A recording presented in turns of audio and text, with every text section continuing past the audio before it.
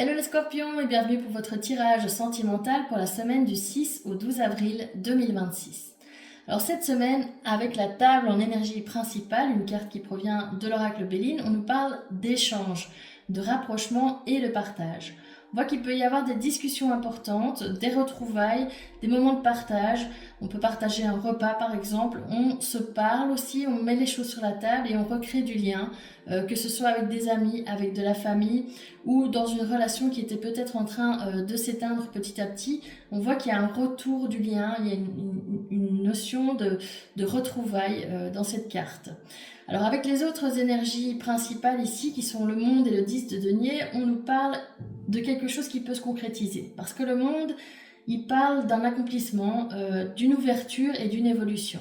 Le 10 de denier, lui, il nous parle de stabilité, de construction aussi et d'ancrage. Donc si on combine ces deux cartes, ce qu'on peut dire cette semaine, c'est qu'il y a quelque chose qui peut se concrétiser, une relation qui peut évoluer vers plus de stabilité, une situation aussi, si c'est pas une relation, ça peut être de manière générale votre vie sentimentale qui évolue vers plus de stabilité ou votre vie affective.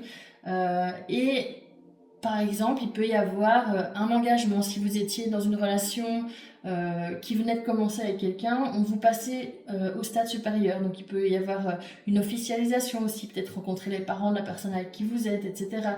Et si c'est pas ça, il y a aussi cette notion de construction sur le long terme. C'est quelque chose qui peut vraiment mener potentiellement vers quelque chose dont vous avez toujours rêvé, une relation voilà, stable et équilibrée et épanouissante pour vous. Alors on va voir avec les autres énergies comment on peut encore plus détailler le message pour vous cette semaine les scorpions. Alors le 5 d'épée est clarifié par le 8 de denier. Le 5 d'épée il parle de tension, de conflit et aussi parfois un peu de rapport de force. Le 8 de denier, lui, il nous parle d'effort, de travail et donc d'amélioration. Quand on met les efforts, quand on fait le travail sur soi, forcément la situation s'améliore. Donc ici, pour moi, il peut y avoir des tensions ou des non-dits, mais on vous invite, si on parle de vous, ou la personne en face de vous, si les énergies sont interchangeables dans le tarot, donc on peut parler peut-être de la personne en face de vous aussi, on vous invite à faire un effort en fait. À faire un effort pour essayer d'arranger les choses, à travailler sur la relation, plutôt que de rester dans cette position un peu de se camper sur vos positions, en fait rester dans cette notion de conflit, ou peut-être que vous avez été blessé, que vous avez une forme d'ego blessé, que ce qu'on vous dit c'est de sortir de cet ego blessé et de voir les choses plus de manière avec ce que vous ressentez plutôt que d'être dans l'ego et tout ce genre de choses. Avec l'as de coupe clarifié par le 7 de denier, ici l'as de coupe c'est la carte de l'ouverture du cœur, d'un nouveau départ. Donc, il y a quand même un lien avec cette carte du monde, une notion de potentiel. Et puis elle nous parle aussi forcément d'amour cette carte. Le 7 de denier, lui, nous parle de patience, d'attente et d'investissement. Alors je ne sais pas si vous voyez sur la carte, mais on voit qu'il y a un arbre qui est en train de pousser, on voit bien les racines, etc. C'est ça vraiment le 7 de denier, c'est l'idée que un arbre ne peut pas pousser en un jour. Il faudra plusieurs semaines, plusieurs mois, voire années pour développer petit à petit toutes ses branches et ses feuilles, etc. Et donc ici, c'est la même chose pour vous, c'est cette notion d'attendre que les choses se développent à leur rythme en fait. Avec l'as de coupe et le 7 de denier, si on combine les deux, on voit qu'il y a ce nouveau départ en amour qui est possible, ou un renouveau dans une relation qui existait déjà, mais que ça ne va pas se faire du jour au lendemain, qu'il faut laisser en fait le temps au temps. Il faut aussi voir comment les choses évoluent et surtout ne pas forcer les choses, laisser les choses évoluer à leur rythme. Avec la reine de coupe clarifiée par le 2 de denier, là on nous parle plus du fait de ressentir les choses et aussi d'essayer de garder un équilibre.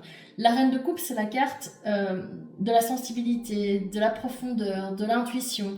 Les scorpions sont des signes d'eau, donc sont liés aux coupes, et les reines de coupe, ça pourrait très bien être une femme scorpion ou un homme scorpion. Comme vous le savez aussi, il n'y a pas de masculin ou de féminin dans le tarot, on parle d'énergie, donc potentiellement vous êtes dans cette énergie de reine de coupe, donc de personnes sensibles, qui a beaucoup d'intuition, qui ressentent beaucoup de choses, et en même temps vous êtes avec ce 2 de denier dans une forme de gestion des choses, d'adaptation, d'équilibre.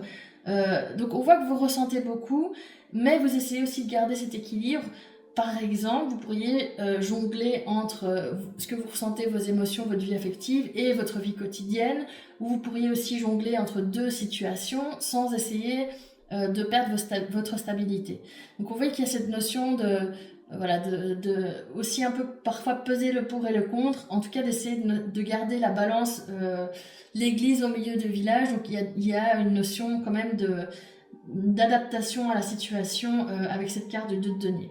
Donc si on résume pour moi cette semaine les scorpions, on voit qu'il y a une réelle possibilité de construire quelque chose de stable, mais que ça vous demande en fait de dépasser certaines tensions, certains non-dits, et aussi de rester avec ce 7 de denier patient dans l'évolution de vos émotions, dans l'évolution des émotions de l'autre personne, ou enfin qu'il s'agisse d'amour ou de même avec votre famille, etc. S'il y avait des conflits, on voit qu'on vous demande d'être patient et de laisser petit à petit les choses, la graine germer en fait, simplement.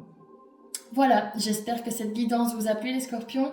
Si c'est le cas, n'hésitez pas à la liker, à la partager, à la commenter et puis surtout à vous abonner à ma chaîne pour recevoir les prochains messages.